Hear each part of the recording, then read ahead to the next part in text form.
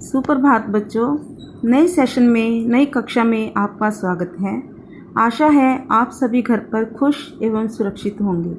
तो चलिए आज हम शुरू करते हैं कक्षा 6 का डिस्कवरिंग बुक का फर्स्ट चैप्टर एक दिन का। इसके लेखक हैं अयोध्या सिंह उपाध्याय हरिओत जी। तो हमारी पोएम शुरू हो रही है एक दिन का। जैसे कि आप सब जानते हैं, बहुत से लोगों के साथ कभी ना कभी ऐसा अनुभव हुआ होगा कि अचानक कहीं से आपकी आंख में कुछ ना कुछ गिर जाता है। उस वक्त हमारी क्या हालत होती है, तो वही सब हालत इस कविता में हमें बताई गई है। तो पढ़िए ध्यान से। मैं घमंडों में भरा ऐंठा हुआ, एक दिन जब था मुंडेर पर खड़ा, आ अचानक दूर से उड़ता हुआ, एक तिनका आँख में मेरी पड़ा।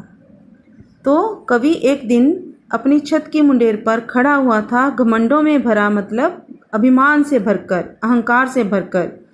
एक दिन जब खड़ा था तो हवा के चलने से अचानक दूर से कहीं उड़ता हुआ एक तिनका कवि की आंख में पड़ जाता है।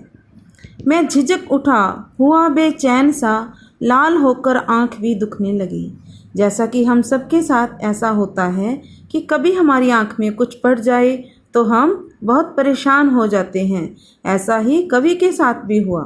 कवि की आंख में जैसे ही तिनका गिर जाता है तो कवि बहुत बेचैन, परेशान, व्याकुल हो जाता है और बार बार रगड़ने से कवि की आंख भी लाल होकर दुखने लगती है। तो सेकंड स्टैंजा पे आइए अभी। मूठ देने लोग कपड़े की लगे, ऐंठ बेचारी दबे पांवों भागने लगी।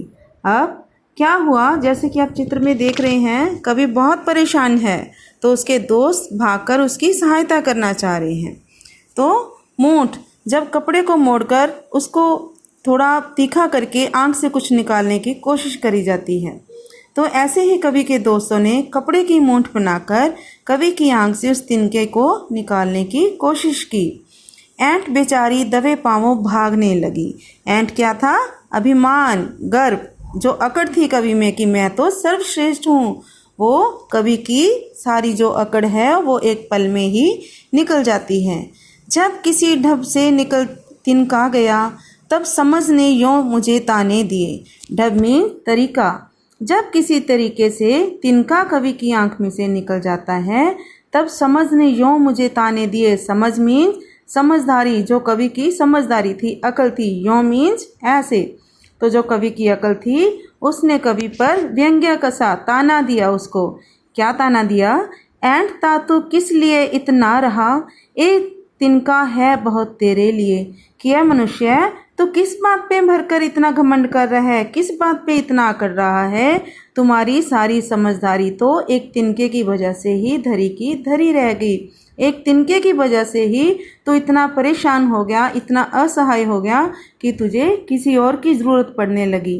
तो बच्चों, इस पोएम में कवि हमसे क्या कहना चाह रहा है कि हमें कभी भी किसी को भी तुच्छ या छोटा नहीं समझना चाहिए। खुद को सर्वश्रेष्ठ समझना अच्छी बात है, लेकिन उसका अभिमान करना बहुत बुरी बात है। तो ये थी हमारी आज की पोएम एक दिन का। Thank you.